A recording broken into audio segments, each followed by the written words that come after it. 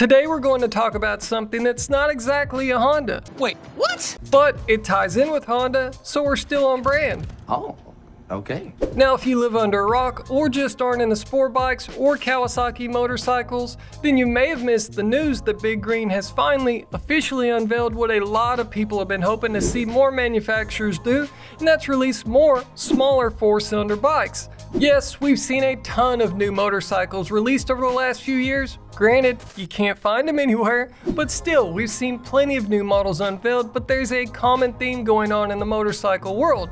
And what might that be, you ask? Well, we're not talking about the big push towards electric motorcycles, but rather the big push towards hacking cylinders off our bikes.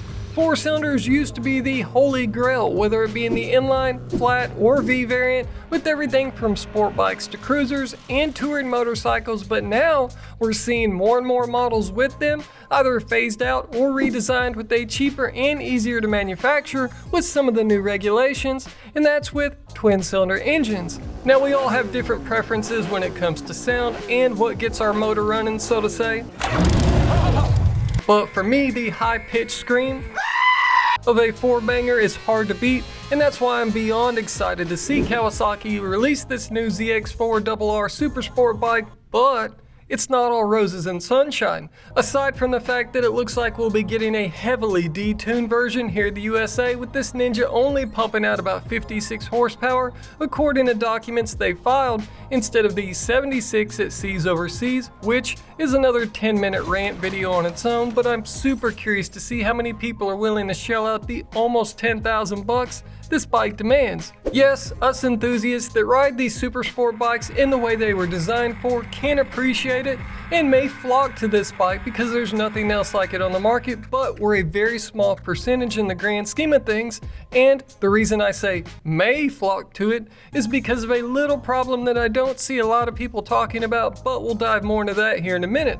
Now when it comes to non-enthusiasts and just your run-of-the-mill rider that wants that sport bike style, I believe they'll look at this bike and think, why don't I just spend a few more bucks and pretty much double the horsepower with a proper 600 class super sport? Or drop down from the super sport class and you've got bikes like the CBR650R that are the same price and have more horsepower. Granted, it does weigh a bit more, but we're not talking about a massive difference when you factor in power to weight, and that it's pumping out considerably more torque. And you've also got the CBR600R that's thousands cheaper, but we're stepping away from a 4-cylinder, and that's the big driving point in all of this. So back on topic, and that topic is weight. It's not like this new 400 is really that much lighter to where it's going to be night and day between it and your other middleweight class bikes, which used to be one of the main driving factors behind these smaller displacement bikes. So will people really want to line up to buy this thing when there's not a noticeable weight difference between it and the other comparable options out there? But if we're getting ready to see more of the manufacturers drop their inline 4-cylinder 600s like Yamaha did with the R6, replacing it with the R7 that's packing a twin, and the soon-to-be CBR750 with a twin that might be replacing the CBR650R or CBR600RR, if that's the direction we're heading, then I could see a lot more popularity heading towards bikes like this new Ninja, especially for those of us that prefer a sound like this.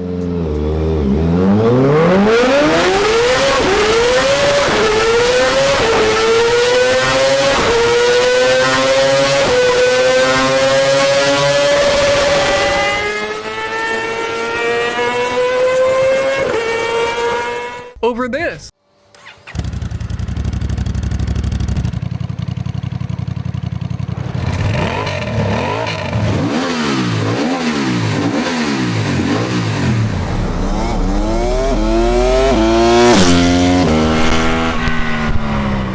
But that's of course going to be different for all of us. The big question though, does Honda plan to compete with this bike or not?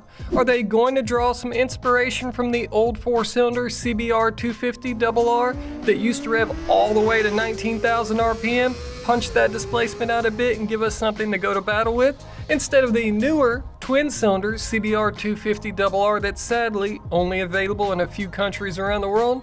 We know they don't plan on replacing the CBR600R with a model to go to war with in this mini super sport segment, as then it'd leave a massive hole in the run-of-the-mill sport segment for people that are just wanting to get their feet wet with a simple and cheap sport bike. So could we see Honda consider reviving the 400 4-cylinder power plant from the recently discontinued CB400 that met its demise at the end of last year?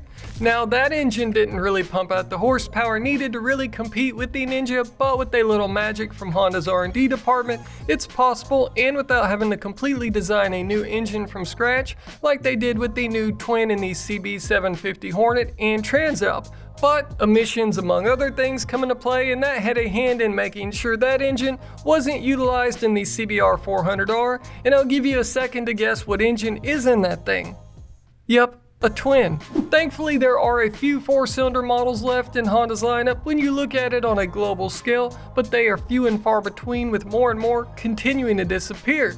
I think the next few years are going to be interesting though, and I'd bet big money that the other manufacturers are going to be paying close attention to this new Ninja and how its sales stack up and if it's really profitable at the end of the day, as that's what it's all about. Profits. I think a lot of us forget that they are businesses and that their end goal is to make money, and while a lot of us don't like some of the decisions they make because we're so emotionally attached to this hobby, but at the end of the day, if one engine or platform is easier and cheaper to make and people still buy it, that's the route they're gonna take, which also ties into how a lot of us hate how they're taking away our manual transmissions in cars, and that many don't like how they're pushing away from cars in general and everything is an SUV. But it's because that's what the vast majority of people are buying, and us enthusiasts are just a small blimp on the radar in the grand scheme of things.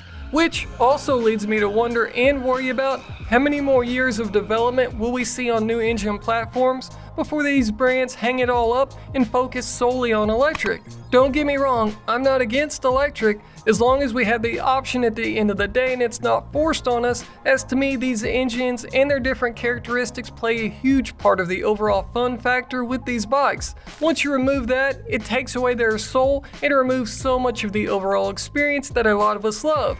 Personally, I don't care for the idea of riding a bike on the ragged edge in sheer silence. But again, we're all different at the end of the day, and that's why I hope our internal combustion engines stick around. With that being said though, every bit of advancement on the electric front means that's less development on the internal combustion side of things, which is a shame, but on the upside, I'll be in the ground before it gets to the point where absolutely everything is electric. Now I could ramble on for an hour about all of this, but I'm sure I've already put most of you to sleep. Wake up.